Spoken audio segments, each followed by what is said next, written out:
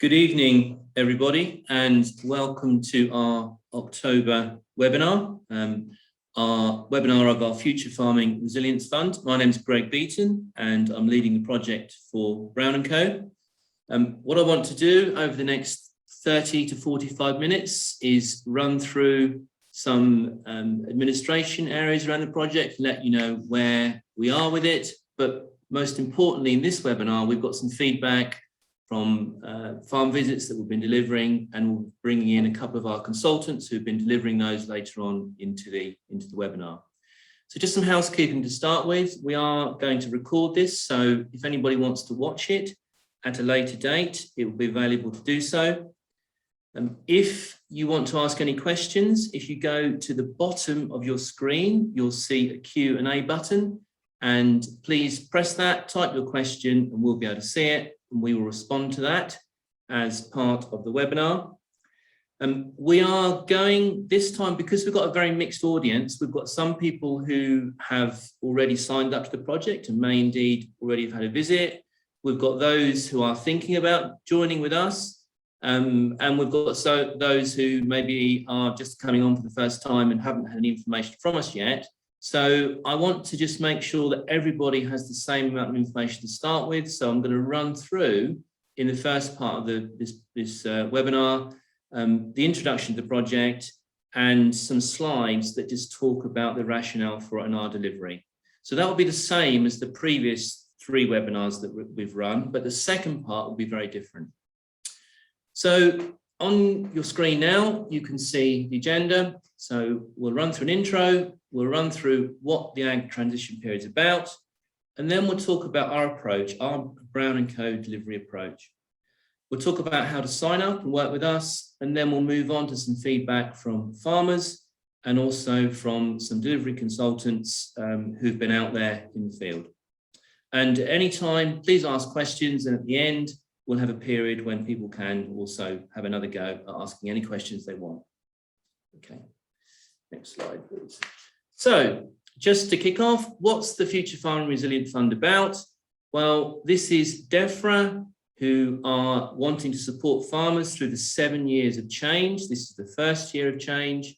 And by supporting farmers of all types across England, we want to ensure that farmers are clear what the agri-transition period will mean for their particular business, that farmers feel supported and informed, helping to build confidence about making decisions, and ultimately also trying to support health and well-being, which we realise is very important because we've had a number of challenges around the weather and the COVID pandemic over the last year.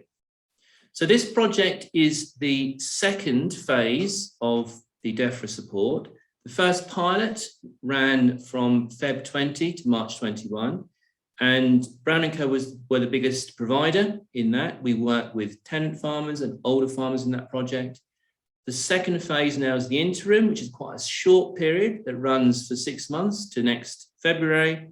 And then there'll be a main phase that was due to come out in April next year, but Defra just put it back slightly, so it's going to be coming out later next year. And that will run all the way through until October 24. We do know that farmers can receive support across all of those phases, which I think is really good. So there's an ongoing program of support. Next slide, please. So what's happening? Well, the last year and a half, 2 years have been, I think there's been a lot of information that's been sometimes easy to understand, sometimes not so easy. So that's really been running through with the communications mainly from Defra around how farming is changing. There have been various consultations going on. There have been update papers. There have been pilots of the sustainable farming incentive and environmental schemes. There have been transition plans coming out. All of this now is coming to a head so that we now see in the top right-hand side at the end of 21, which we're now nearing, that there are a number of these things actually coming to actually happen on the ground. And one thing that is happening, top red-hand box, is this project that's helping to support farmers through the period of change. So the next slide shows us the real impact that most people will be aware of, which is the loss of BPS. And certainly in our first pilot phase, nearly 52% of farmers didn't think their business would be viable without that basic payment coming in. That check that arrives without fail every December. So this year, for the first time, we're going to see the reduction starting in that payment. And as part of the project, we'll produce a table that will allow everybody to understand how that's going to reduce over the next 7 years. So that can be built into planning. Next slide, please. So why is the timing quite important? Well, the time is quite important because if you look here at the number of times 2021 and 2022 appears, a lot of the talked about schemes and changes start now running through to next spring, next summer. And so now is a really important time to understand as best we can. And we do understand that not all the information is out there yet, but it will be coming very soon in a matter of weeks, not months, we hope, for some of the new schemes. And it will enable businesses to position themselves and start making plans for actions next year. So now is a really important time to engage.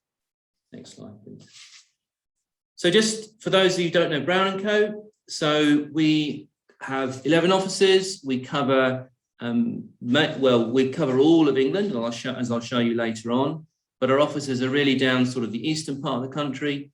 As an organisation, we're quite integrated in that we have teams of agricultural business consultants, such as myself. We then have a very large land agency department, and then we have commercial property and environmental teams as well. So we're able to work with and offer pretty much the full range of advice required on farm. We work with about 2,500 farmers every year, and we have a large footprint of about 350,000 hectares that we're actively involved in. Next slide, please. So what's our delivery model built on? And I think we learned a lot from the pilot phase, where actually in the pilot phase we had to deliver remotely through quite a lot of the program because of what was happening on the ground. The one thing we really picked up was that one-to-one support was something that farmers really, really asked for. So our methodology this time is very much built around that one-to-one support on farm, sitting around the table, maybe going for a walk around the farm, something that can be tailored to how farmers want to interact. And we think that's really important because a big element of change is around social change. And we want to be able to have those conversations and understand how it's going to affect families and succession and future thinking in those businesses. As part of that, we will have remote contact before the meeting and after the meeting. What we will say is that we will always deliver with experienced consultants. So through our teams, we're able to select consultants most appropriate to the business. And we've got the ability to bring in specialist skills from our different departments to help. Next slide, please. So the report that we produce, and this is just a snapshot of what's in here, is called a resilience report. It will give an overview of the business. It looks at the finances that are very important. And we do ask people to send through information before the meeting, if they can. But the most important section is that around the observation and recommendations. This really is an action plan, something that we will jointly create together and something that we would like to see as a bit of a roadmap for following up over the next 6, 12, 18, 24 months. And there's just a small version of it here, but that can be a number of pages, and it should hopefully give some real guidance as to, and some assurances of next steps that we would suggest. Next slide, please. So as part of the report, we have what we call the resilience benchmark. And we think there are 6 areas that are really important to help build resilience. The first one is around performance. The second is around diversification. I think that's interesting for building a balanced income portfolio so that not all eggs are in one basket. We think the social side of things is really important as well because social change takes time, and particularly in the farming sector, it's something that sometimes is not talked about. The environmental side of things is something that is important now when we're looking at public money as a public good.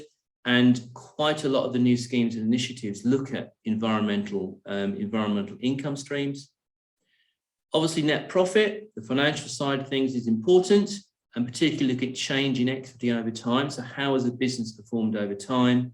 And then the last area we look at in some detail is around value creation. And I think with changes around planning and the opportunity for development, for solar and other renewable energies, this is an area that maybe isn't something that farmers look at automatically, and it's something that we can always just ask the questions on. So that comes within the report, and we use that to help tailor where emphasis could be put going forward, where to start focusing, where are the easy wins. Next slide, please. So as part of the sharing amongst farmers, we have in our pilot project, and we're going to do the same in this project in the interim phase, produced some stories of change. And these went down really well last time because it shows in an anonymized way how farmers are planning, thinking about change going forward. So here is an example of a farm that entered into carbon capture streams, income streams. The next one is looking at a farm who entered, next slide please, into succession and tenancy surrender. And the third one, as an example, looked at tourism diversification. We'll be producing different ones this time, and a number across different farm types. Next slide, please. So just on process, and we're nearly at the point where we're going to start sharing what was produced, what has been produced in the last few weeks. So just on process, firstly, farmers, we ask you to register interest with us, phone us up, drop us an email, use the website page. We will then we'll respond within 24 hours, and we'll send you an information pack. And that information pack sets out information to prepare in advance. It sets out a fact sheet on the changes coming. It gives you an idea of some of the entry questions that we need to ask as part of the project. And it gives you an opportunity to start engaging with us. After that, can you go back one, please? After that, one of our delivery team will give you a call. This is stage 3, and run through the demographic survey with you. This should take about 10 minutes. And this is, again, just to start us understanding and being able to allocate the most appropriate consultant to you. Then stage 4 is when the real engagement starts, and a consultant will give you a call. You'll be able to share information about your farm business. They'll set up a meeting, and then stage 5 will be the meeting on farm. And this very much is down to farmers to tailor it how they want to. So say you can bring in family members, you can decide to walk around the farm, you can do it however you want to. And what we ask is that if as much preparation can be done before that meeting, then we can use that time most effectively on farm, discussing what you'd like, impacts, opportunities, anything you want to talk to us about. After that meeting, you'll receive a report, the resilience report that I showed you earlier, and the consultant will give you a ring to follow up to make sure you're happy with the content. And then towards the end of the project, which will be January, February next year, you'll get another call to see how progress has been made and to see whether you require any further help. Next slide, please. So one thing that we do think is important is to do some preparation in advance. And this really enables the on-farm visit to be as efficient as possible. So we do ask that financial information, accounts is shared. Some people, we understand, don't want to share information, that's fine. But if you're able to, it enables us to prepare in advance. And really just to produce some information around cropping and land tenures, what you do as a business, performance, machinery, and the like. As much of this in advance is helpful, but we can equally go through it on the day. And we're happy to discuss, on an individual basis, what you can and what you can't prepare. Next slide, please. So, I'd like to move on now to the next part of the presentation. I'm just checking whether we have any questions. We don't have any questions so far on process, but if you want to ask any questions on process, please do so. So, we've now been delivering out there for a number of weeks. And as you can see from this map, we've been delivering pretty much over most of England. And we can see where we've been delivering by region. So we've got a pretty good coverage across England. And what we've pulled together is some of the feedback from some of these delivery meetings, and we want to pull out some of those key messages. So the next slide just gives us some feedback from farmers, and these are actual quotes from farmers that we've been delivering to. So they really range from farmers signing up to the program to help understand what opportunities might be available and to help to secure and adapt the farm. So I think one point I would pull out of that is the ability in one go, in one meeting, to understand if you're missing anything. There's a lot out there. One of the previous slides looked at the great amount of information. We can ensure that you haven't missed anything, and I think that's really quite important. The grey one really is just an example of walking around the farm and talking about, walking and talking, and that works really, really well. And I think this one was some feedback around building confidence and confidence that there is guidance and advice to be had.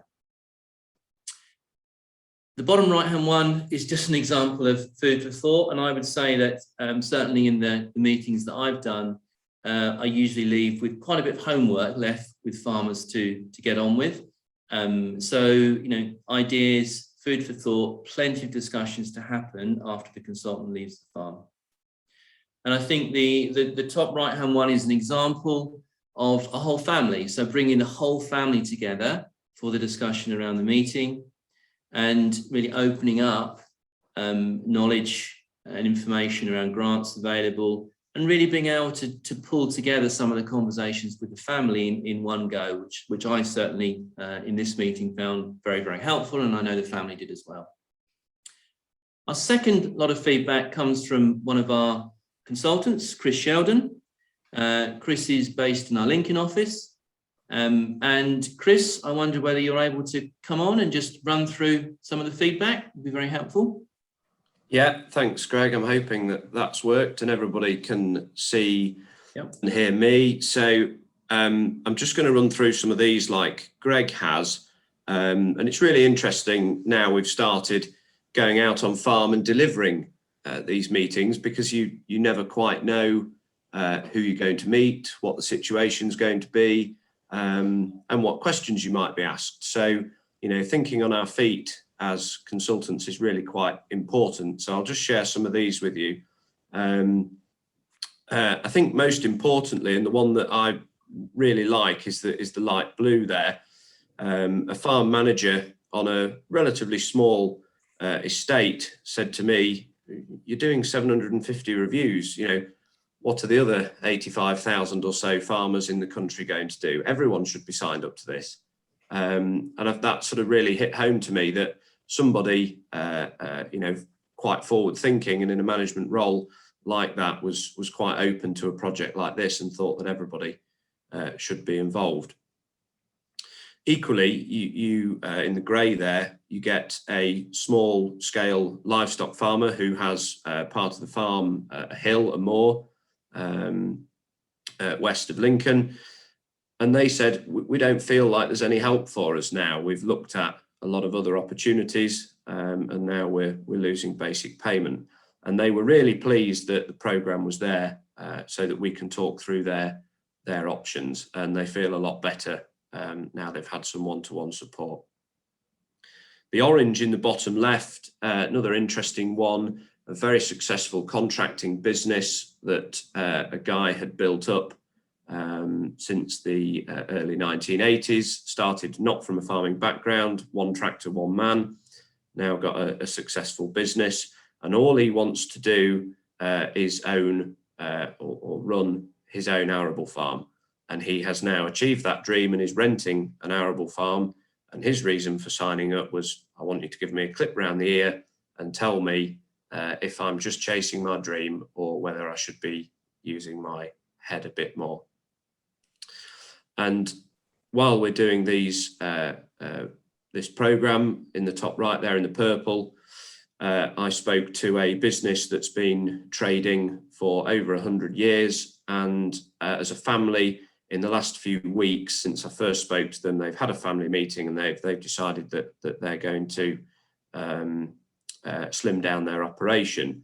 And so we had a conversation about that, and she said that I feel better for having a quick conversation. You've made it feel like it's not our fault, and we're hoping that the programme can guide us through the next stages.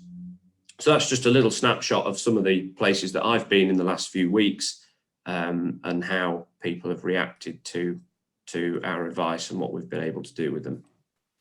Great. Yeah, thanks, Chris. I think just there's a comment, there's a question just come in about working with all sectors and do we work with dairy farmers? The answer is we absolutely do.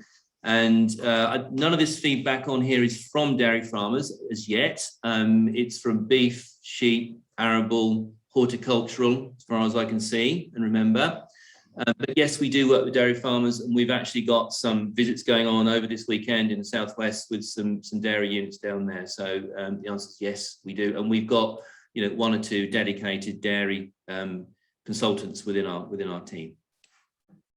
So there's some feedback. I think overall, I would say from the 10 or so visits I've done over the last 2 or 3 weeks, everyone has been received very positive, and I think that just committing that bit of time is very much worthwhile, and I think every farmer without exception has got quite a lot out of the meetings.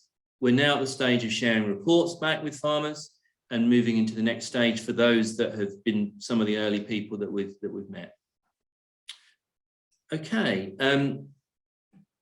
okay, we've got a number of other questions that have flown in. Just let me answer these before we go on. I'll try and do them on the hoof. I don't know whether you can see anything, Chris, but but we'll run through them. So, do we work with small farms? Is a question here.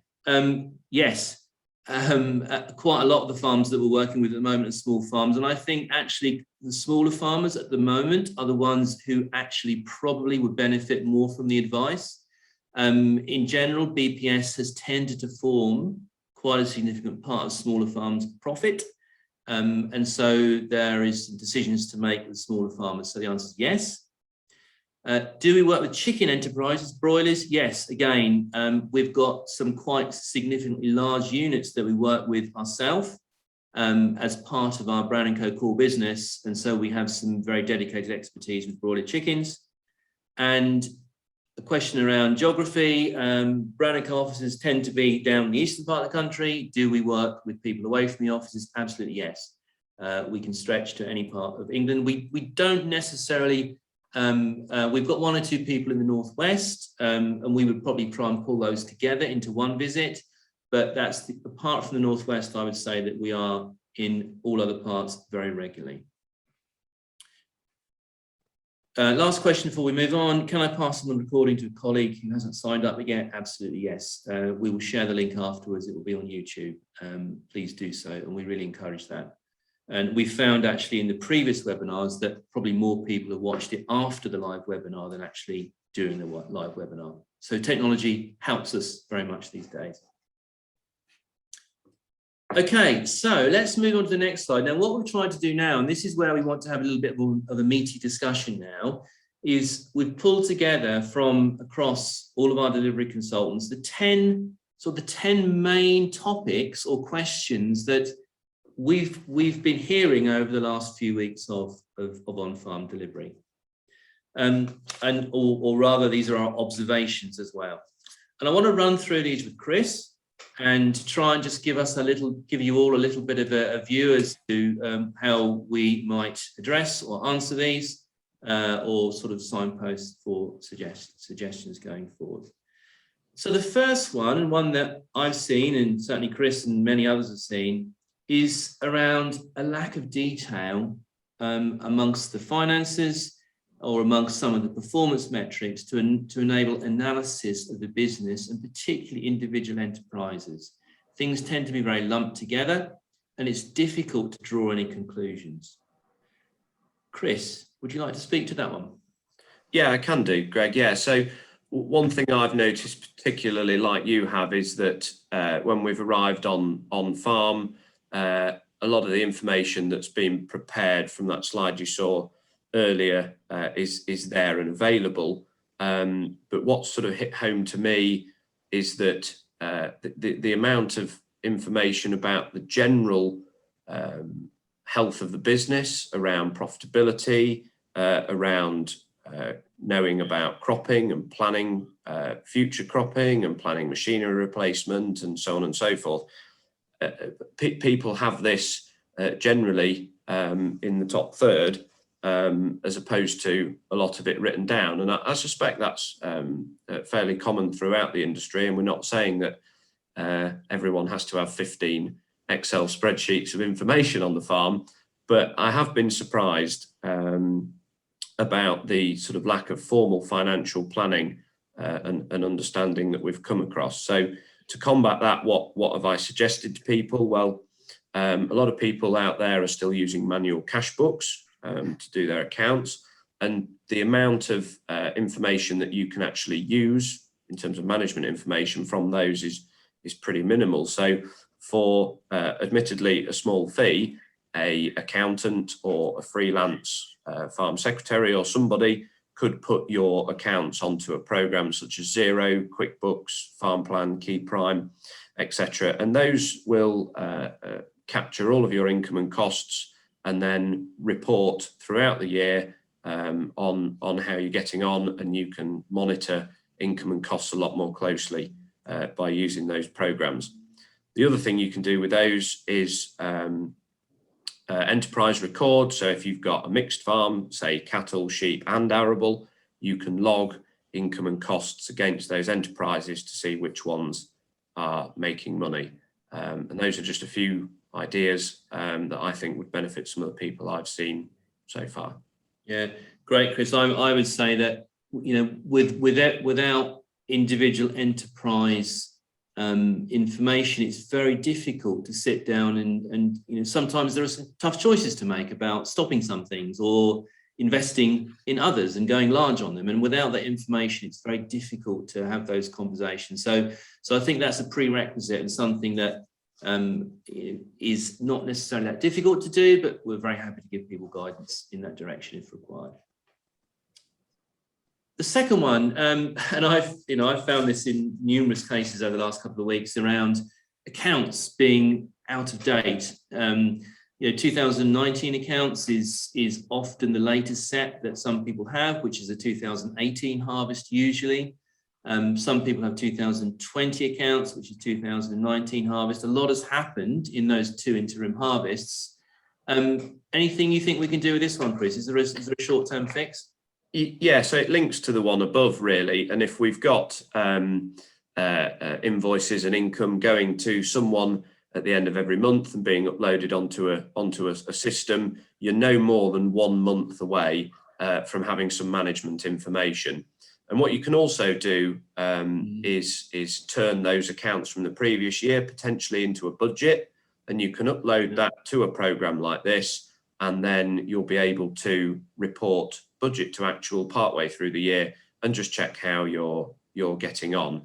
And so keeping the information up to date, I think, is crucial because we're aware that a lot of farmers will receive their accounts at the year end, have a look at them, understand them, but then probably not bring them back out until they get the next set. And if we've got accurate information on a monthly basis, then the management of the business is a lot clearer. Yeah. I think accounts are important because they tell a story over time. They tell a story of trends over 2, 3, 4 years that we're looking at. So they are very important.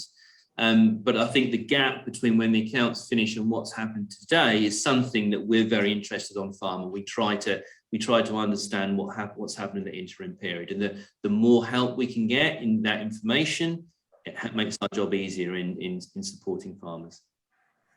So the third one, tourism diversification. Well, we know what's happened with staycations over the last year and a half.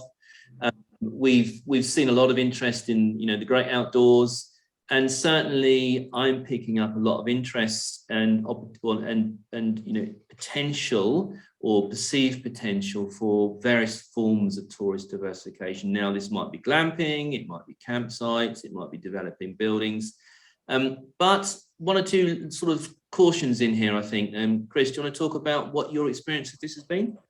Yeah, and being based in Lincolnshire, we know historically hasn't been a very touristy area when you compare it to places like we've been over to Derbyshire quite a bit delivering, and it's very, very different here to there. But I know from established clients in the county that those who have got tourism enterprises on the farm over the last year or so have done very well. And naturally, that's created a lot of interest from other farmers and people in the local area as to how they can benefit from tourism.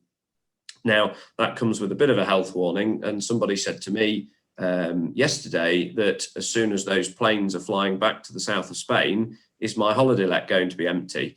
And I don't think we should dwell on that too much, because if there's an opportunity and it's well researched and you understand what the local market is, and you set your expectations to an occupancy rate for your tourism enterprise, or you've got a unique selling point, a USP. So you're near a point of interest, you've got an interesting landscape, or you've got something to show somebody on the farm, then tourism definitely still has a place in terms of on-farm diversification. Yeah. And just on the grant side of things, there aren't any grants that we are aware are coming in this next round that we're expecting to hear about very soon that are going to relate to tourism as they did before.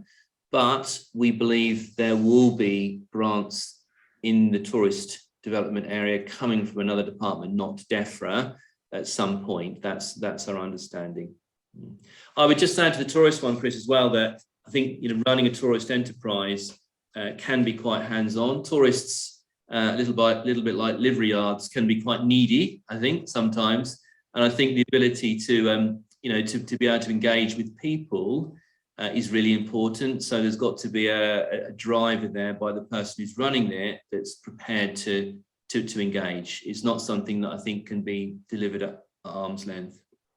I'll just add as well, Greg, that if you have got a tourism enterprise that's sort of underway or recently started, or you're thinking about one, using a booking agency is really helpful, because they pretty much guarantee to keep whatever it is full all year round, and they give you lots of great advice, but they will take a percentage of the turnover from your business. So what I've recommended to people in the past is, yes, probably use them for a start and accept that they will take a cut, but then have your own social media, booking websites and so on running in the background, and build up your own presence in the web arena before then potentially moving away from the booking agency.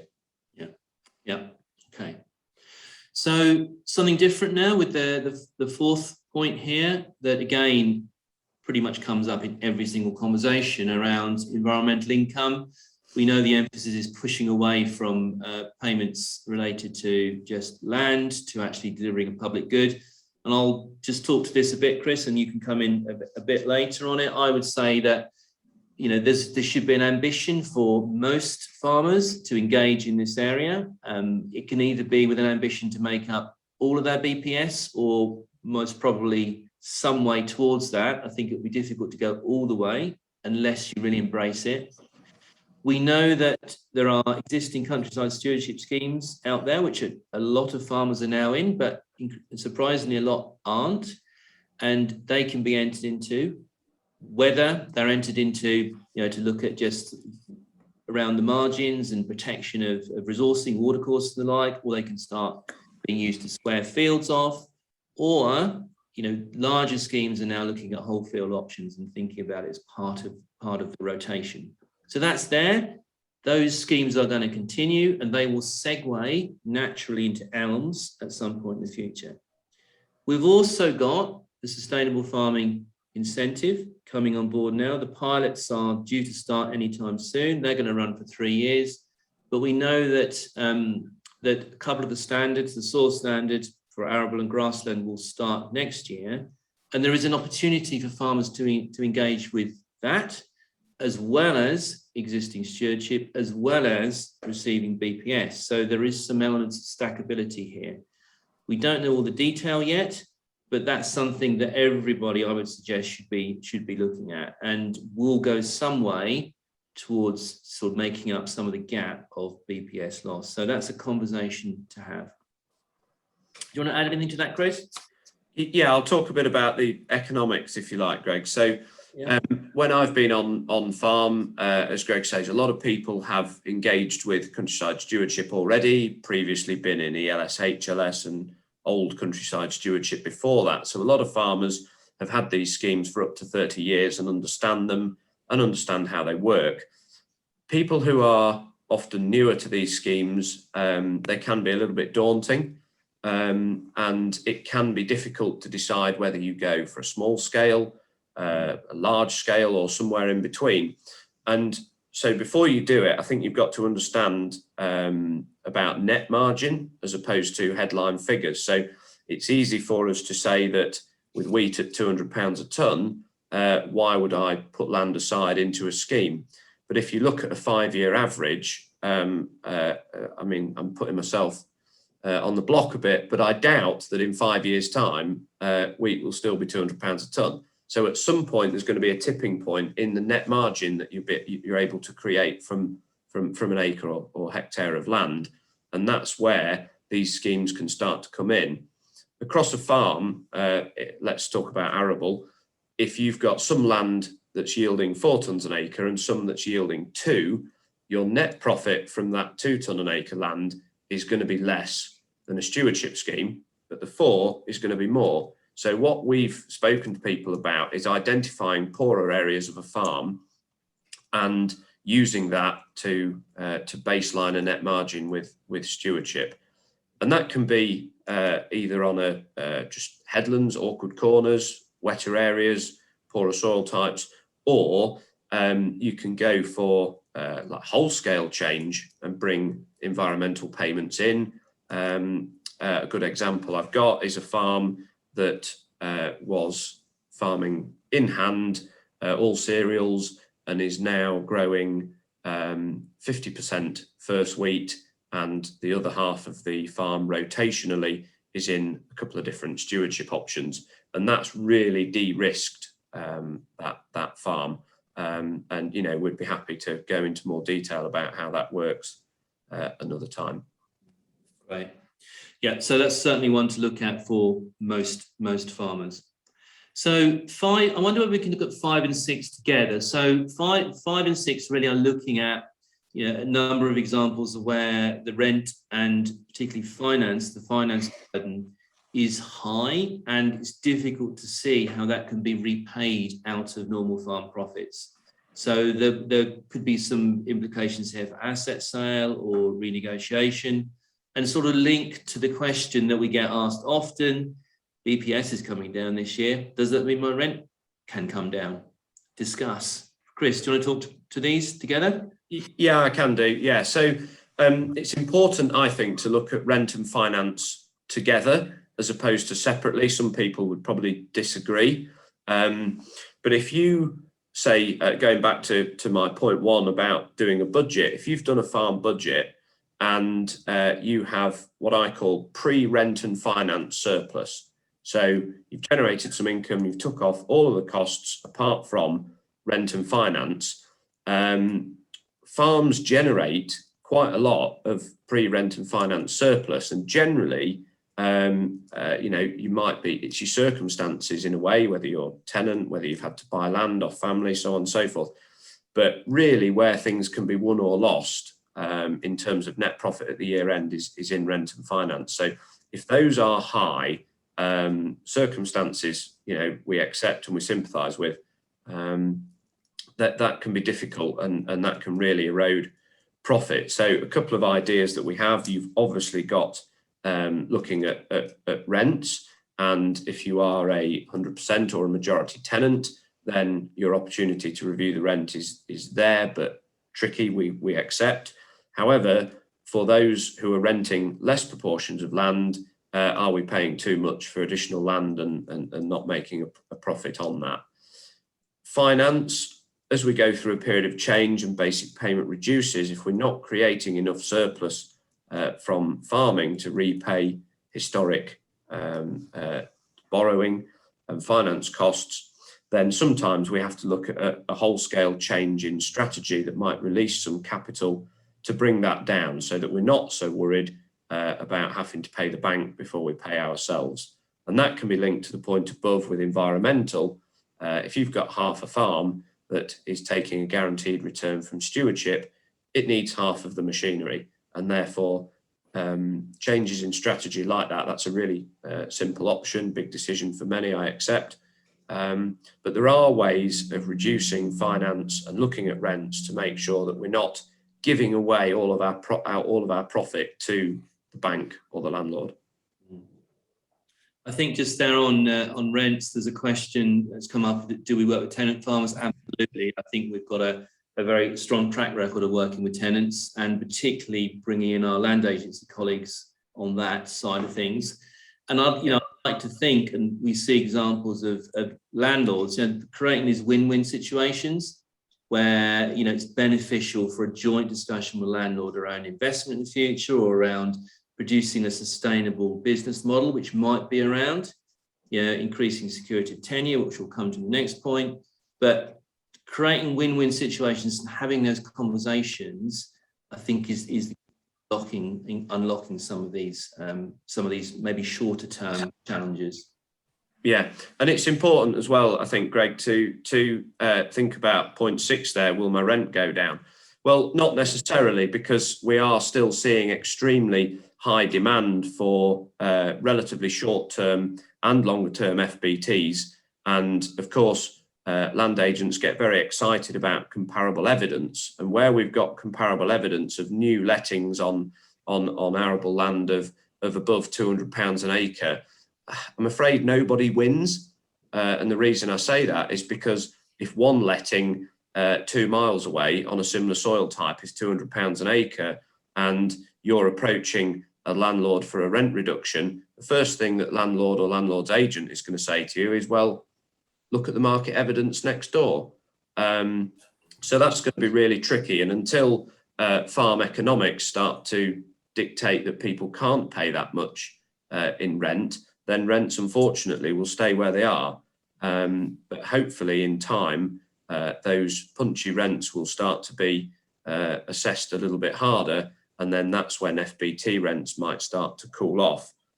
On AHAs, they obviously have a completely different rent review formula, and they're calculated based on a competent tenant as at a date. And so really the BPS coming into those conversations isn't necessarily relevant. So that's more a case of the situation of the time, e.g. crop price and weather and so on and so forth. So very, very different ways that they're calculated. And will they start to fall immediately? Possibly not. Yeah, thanks, Chris. We've just been joined by Charles Whitaker, our managing partner. Charles has also been delivering on farm over the last few weeks. So Charles, we're just running through, we picked out 10 observations from all of the delivery we've done so far on farm, the main sort of points that keep reoccurring. And we've just got down to point number 7, which has come up a couple of times in meetings of mine in a week or so, which is I just want to carry on doing what I've always done. How do we respond to that? Well, my response has been, well, it is all personal choice, but be aware of what it might lead to, and particularly when we're talking about succession and new generations coming in, it needs to be a family choice rather than an individual choice, I would say. And getting those discussions going, I think, is very important. Charles, do you want to add anything to? Yes, I agree. I'm sorry to be a bit late. As you know, I've had a group of US farm management advisors over here the last couple of days, and I was a bit late getting back to the office with them, so apologies. I think, of the FFR's deliveries that I've had, both in this round and of the work we were doing previously under the pilot, I think one of the issues I've come across, and I've largely been involved with the livestock sector and the arable sector on the ones I've tackled so far, is that we have got an aging population of farm proprietors generally, not exclusively, but generally, and the stats show that, as we know. And as we all get older, including myself and colleagues in Brown&Co and families that are farming, people aren't able to do the work they were able to do. And increasingly, if folks in the late 60s, early 70s possibly, and therefore their capacity to deliver one of the labour units on the farm is dropping off, replacing that and still making money has been a challenge where we haven't got a successor in the family, or perhaps a family member doesn't want to or can't, or there just isn't one. And I think one of the things I would say under number 7 is, physically it's just not going to be possible. And if we are not building equity but risking eroding equity because the P&L can't support the requirements of the business, not just for tenants, but for all folks in farming, really. I think what our role here in this is to signpost the consequences of that and what opportunities, because it's not all negative, what opportunities there might be while we still have time, while we still have BPS support, while we still have a negotiating position with landlords, etc., to think about creative ways of not just waiting for either other people making decisions and forcing clients and proprietors to make decisions, like the bank, like the landlord, or worst case scenario when people find this to stop altogether. And I think structuring some sort of exit, retirement, change, share farming structure, all sorts of JV structures where we can introduce other ideas and perhaps people to deliver some of those ideas as well on shared risk and reward basis in some businesses, including landlords actually. I think that's what we are trying to encourage discussion around. Certainly the ones I've been to see where we've had tenants in their 70s, maybe with or maybe without succession opportunities for the next generation, but for a variety of reasons, that isn't going to work straight away. We've pushed quite hard at that, really, because typically in ruminant livestock anyway, beef and sheep on permanent grass, it has been challenging as to how we're going to see a positive P&L out of what we've been doing for the last decade with no BPS going forwards. And I think eventually it's going to be a challenge for the landlords, actually, just slightly countering what you were saying earlier, Chris. For arable businesses on decent soils, I completely agree, but I think on more marginal soils or landscapes, or certainly on permanent grassland, net earning capacity of what we've been doing in suckler beef and sheep, I think is probably nil, if we're honest, without BPS, or even negative. And that's why we're trying to get ahead of this, so we can be in a position to help make decisions about how we can try and get some positive solutions out of that, which might be doing deals with landlords to surrender, but stay in the house forever, if you like, the rest of people's lifetimes. It might be doing deals with or without landlords consent, depending on what the tenancy says, about having share farming arrangements in place where you've got another generation getting involved, but perhaps not on a paid basis, where they're doing it for a share of reward, as we saw take off big time in New Zealand in the 80s when they went through a similar change. And we saw also before Ajax came along in the late 80s, early 90s here, on arable units even. We think that's going to be another option. There's an option now in livestock, and we've done 1 or 2 of those. So yeah, I think it's particularly challenging at the end of people's working life. Yeah. I think you've touched there a little bit on point 8 as well about this longevity or security of tenure. There's a lot of short-term arrangements out there, whether it be with FBTs or informal agreements, and there's a lot of uncertainty at the moment. And I think trying to put more long-termism into that mix has to be good for everybody involved. Chris, this was a point you picked up, I think, particularly around working with landlords. Yeah, definitely. And just to back what Charles says there, in the livestock sector as well, that can quite easily link back to points 3 and 4 that we discussed earlier, is that some of that sector is often in areas of outstanding natural beauty, in national parks and so on and so forth. So tourism and environmental income will go a long way, hopefully, if adopted correctly, to increasing margin on those livestock units in those areas. So it might not be that we're carrying on as we always have producing livestock, but we can be carrying on with income coming from other areas. Point 8 came about because I went to see somebody the other day doing this, and it's the contracting business that wanted a clip round the ear in the quote feedback from earlier.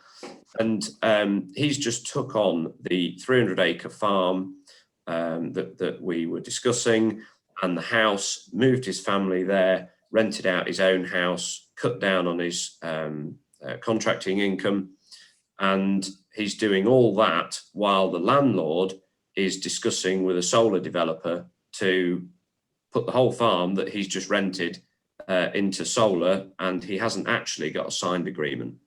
And so he's put all of his eggs into that landlord's basket without any certainty or security, land tenure or anything. And his son sat in the meeting saying, I want to take over, Dad. And if you haven't got security of tenure on major blocks of land or all the land, then that's quite tricky.